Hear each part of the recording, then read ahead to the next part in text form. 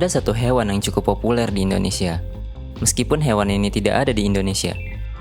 Mereka adalah musang madu. Hewan ini dikenal karena memiliki kekebalan terhadap bisa dan kerap menjadikan ular berbisa sebagai makanannya. Mereka juga dikenal sebagai hewan yang ganas dan pemberani. Dari sinilah akhirnya banyak orang yang kagum dengan hewan yang satu ini. Pada episode kali ini, kita akan membahas musang madu.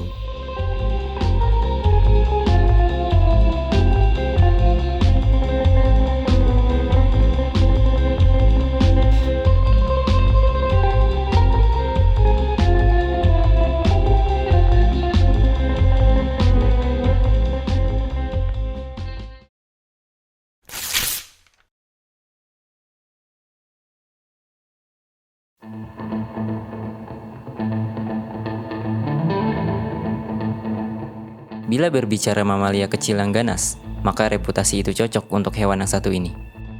Musang madu, atau dalam bahasa Inggris disebut honey badger atau rattle, adalah mamalia yang berasal dari famili Mustelidae, yang berisi berbagai jenis musang, dengan nama ilmiah Mellifera cepensis, satu-satunya yang berasal dari genus Mellifera. Seperti musang pada umumnya, hewan ini pendek dan bukan mamalia berukuran besar. Namun, di balik tubuh kecilnya, mereka adalah hewan yang sangat ganas dan pemberani. Masih banyak yang mengira bahwa musang madu adalah sigung. Tapi, sebenarnya mereka berbeda. Karena postur tubuh dan dominasi warna hitam putih atau abu-abu, membuat kedua hewan ini sering disamakan. Musang madu dapat ditemui mulai dari India, Asia Barat, hingga Afrika. Mereka menghuni berbagai tempat, seperti hutan hingga padang rumput. Hewan ini mudah dikenali dengan cirinya yang memiliki tubuh bagian atas berwarna putih atau abu-abu dan bagian tubuh bawah berwarna hitam. Tetapi, meskipun hewan ini dikenal dengan warna hitam putihnya, namun ada musang madu yang memiliki warna hitam di sekujur tubuhnya. Ini adalah musang madu dari subspesies Mellifera cepensis cottoni atau biasa disebut black rattle. Tetapi, masih sangat minim informasi mengenai subspesies ini. Saat ini, diketahui ada 12 subspesies musang madu yang sudah diklasifikasikan. Apakah bisa berubah? Ya, tentu saja, karena taksonomi kerap kali berubah-ubah seiring penelitian berlanjut. Musang madu atau rattle, mereka memiliki gigitan yang cukup kuat, yang dikombinasikan dengan cakar panjang yang berada di kaki depannya, yang dimana ini mereka gunakan untuk menangkap mangsa dan berkelahi ataupun sebagai pertahanan. Kenapa hewan yang ganas ini dinamai dengan sebutan musang madu? Nama yang tidak ada ganas-ganasnya. Ini karena kebiasaannya yang suka menyerang sarang lebah untuk memakan madunya dan larva dari lebah madu. Tetapi, meskipun dinamai dengan sebutan musang madu, mereka tidak hanya memakan madu dan larva lebah. Nama ini tidak mewakili kebiasaan lainnya dari hewan yang satu ini, yang dimana mereka lebih dari sekedar pemakan madu. Musang madu adalah hewan omnivora. Jenis makanan mereka cukup banyak dan tidak terlalu terspesifikasi, yang membuat mereka terkesan ganas karena umumnya musang madu dapat memangsa berbagai jenis hewan yang dapat mereka tangkap, dan terkadang mereka juga mencuri makanan dari hewan lain. Ada satu kebiasaan unik dari hewan yang satu ini, yaitu mereka kerap kali memburu ular untuk dimakan. Tetapi, musang madu tidak takut dengan gigitan ular itu, karena mereka diketahui kebal terhadap bisa.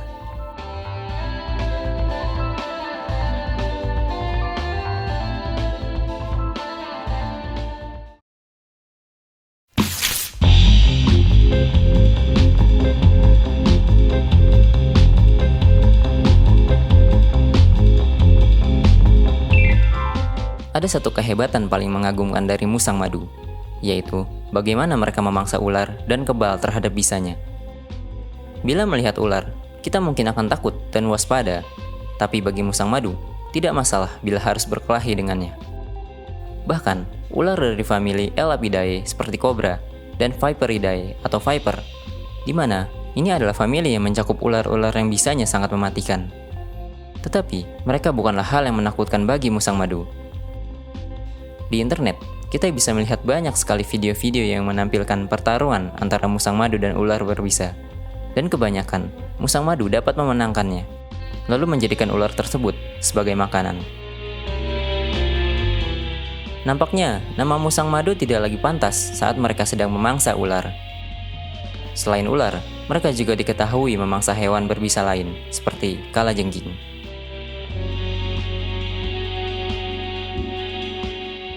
Kemampuan mereka yang kebal terhadap bisa dikarenakan kulitnya yang tebal dan membuat taring ular sulit untuk menembusnya.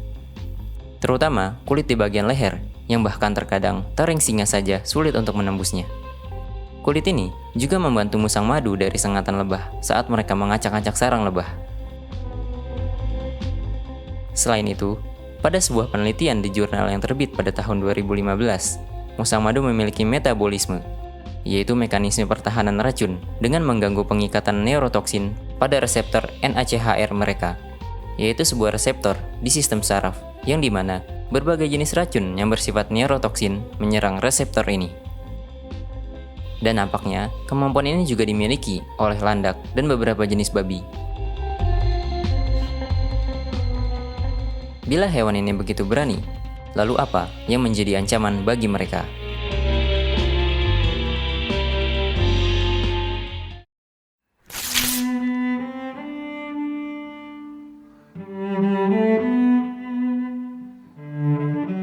Dalam reproduksi, musang madu atau rattle dapat kawin dan melahirkan kapan saja sepanjang tahun.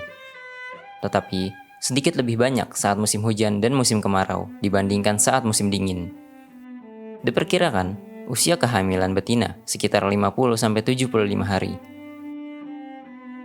Musang madu jantan tidak ikut dalam menjaga anak-anaknya. Induk betinalah yang akan mengurus anaknya sendiri. Dan biasanya, dia mati hanya ada satu anak yang bersama induknya. Musang madu memiliki sarang, tempat mereka berlindung dan beristirahat berupa liang atau lubang, yang biasanya didapat dari liang hewan lain atau mereka gali sendiri. Di lubang inilah yang akan menjadi tempat bagi anak-anaknya yang baru lahir. Anak mereka akan tetap di dalam lubang sekitar usia kurang dari 3 bulan. Tidak akan pernah keluar, sementara induknya pergi mencari makan. Anak ini hanya akan keluar ketika induknya memindahkan mereka dari satu sarang ke sarang lainnya. Setelah usia 2-3 bulan, barulah anak mereka akan menemani ibunya. Dan kemudian, anak mereka akan hidup mandiri sekitar 12-16 bulan setelah kelahirannya. Di alam liar, musang madu dapat hidup hingga usia 7-8 tahun. Sementara di penangkaran, mereka dapat hidup jauh lebih lama, yaitu hingga 24 tahun lamanya. Meskipun terlihat tanpa ancaman, tetapi musang madu juga bisa saja dimangsa oleh predator yang memiliki ukuran lebih besar darinya. Terutama anak-anak mereka yang sangat rentan menjadi sasaran pemangsa. Induk musang madu sangat protektif dalam menjaga anaknya. Mereka tidak segan-segan menyerang siapapun yang dianggap mengganggu anaknya. Bahkan macan tutul sekalipun tidak ragu-ragu untuk mereka serang. Hewan ini memang dikenal tidak takut dan dapat menyerang berbagai predator yang lebih besar darinya apabila tidak memungkinkan lagi untuk melarikan diri. Musang madu atau rattle memiliki beberapa sistem pertahanan selain berkelahi. Satu hal penting yang dimiliki musang madu ternyata adalah kulitnya. Kulit ini sangat tebal, terutama di bagian leher, yang mampu menahan gigitan dari berbagai jenis hewan. Kulit ini juga memiliki sifat yang kendur, sehingga kulit mereka dapat ditarik seperti ini. Fitur ini membantu musang madu ketika tertangkap. Mereka dapat membalikkan badan dan menggigit balik saat tertangkap. Selain itu, mereka juga memiliki kelenjar bau di pangkal ekornya. Kelenjar ini dapat mereka gunakan untuk menandai wilayah. Tetapi, ketika musang madu merasa terancam atau sedang ketakutan, mereka juga dapat menggunakan bom dari kelenjar bau ini. Saat ini, musang madu atau rattle bukanlah hewan yang terancam punah. Mereka berada di daftar List Concern menurut IUCN. Semoga terus seperti itu.